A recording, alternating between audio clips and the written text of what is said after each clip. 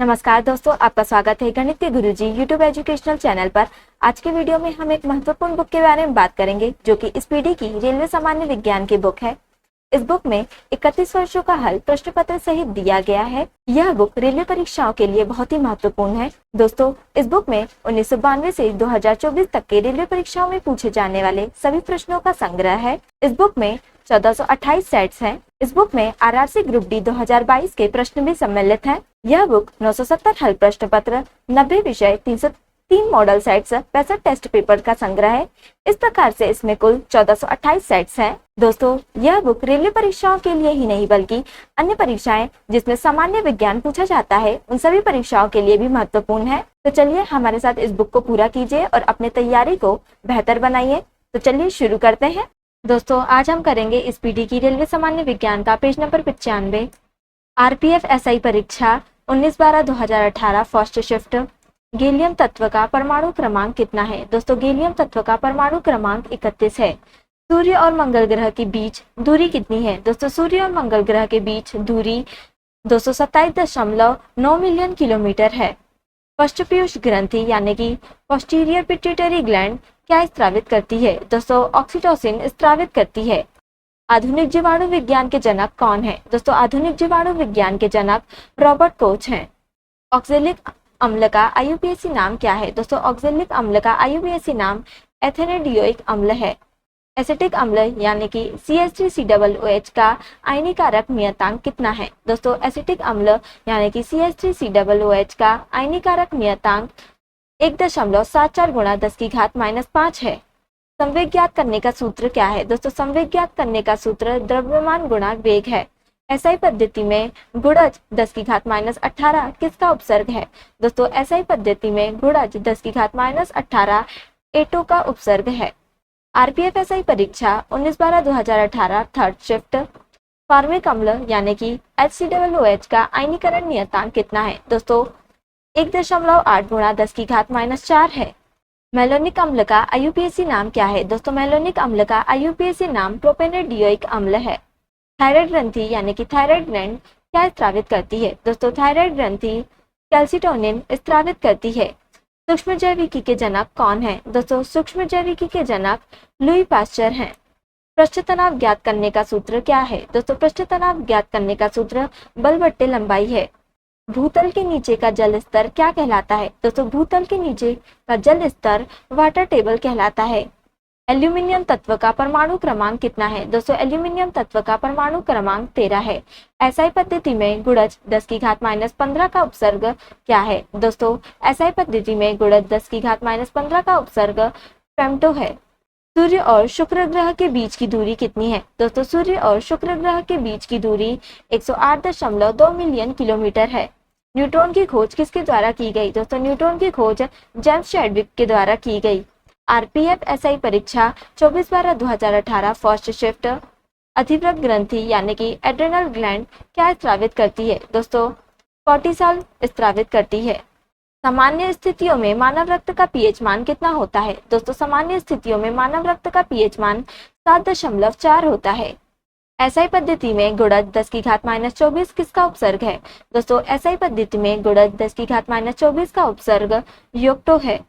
शक्ति यानी कि पावर ज्ञात करने का सूत्र क्या है? दोस्तों, शक्ति ज्ञात करने का सूत्र कार्य बट्टे समय है। चिकित्सा विज्ञान के जनक कौन है? दोस्तों, चिकित्सा विज्ञान के जनक हिप्पोक्रेट्स हैं। सूर्य और बुध ग्रह के बीच की दूरी कितनी है? दोस्तों, सूर्य और बुध ग्रह के बीच की दूरी 57.91 मिलियन किलोमीटर है। इलेक्ट्रॉन की खोज किसके द्वारा की गई? दोस्तों, इलेक्ट्रॉन की खोज जे थॉमसन के द्वारा की गई।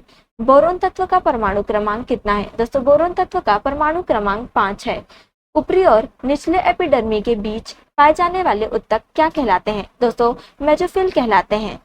कौन सा मैप किसी स्थान के भौतिक और सांस्कृतिक लक्षणों को एक साथ दर्शाता है? दोस्तों, टोपोग्राफिक मैप किसी स्थान के भौतिक और सांस्कृतिक लक्षणों को एक साथ दर्शाता है। एडिपिक अम्ल का आईयूपीएसी नाम क्या है? दोस्तों, एडिपिक अम्ल का आईयूपीएसी नाम हेक्सेनडाइओइक अम्ल है। आरपीएफ एसआई परीक्षा 5/1/2019 फर्स्ट शिफ्ट। गतिज श्यानता की इकाई क्या है? दोस्तों, गतिज श्यानता की इकाई वाइज है। एक्सरे की खोज किसने की? दोस्तों, एक्सरे की खोज विल्हेम कॉनराड रॉन्टगेन ने की। कार्बन के द्वारा अन्य कार्बन परमाणुओं के साथ सहसंयोजक बंधन बनाने की विशेषता क्या कहलाती है? दोस्तों, श्रृंखलन कहलाती है।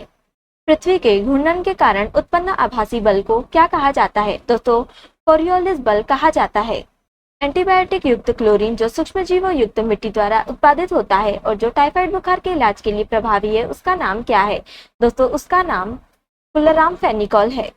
जीवों की वह घटना क्या है जिसमें मादा जनन कोष गर्भाधान के बिना नए जीव बनाने के लिए विकसित होता है? दोस्तों, जीवों की वह घटना पार्थिनोजेनेसिस है, जिसमें मादा जनन कोष गर्भाधान के बिना नए जीव बनाने के लिए विकसित होता है। सीधी रेखा के सापेक्ष वस्तुओं की गति को क्या कहा जाता है?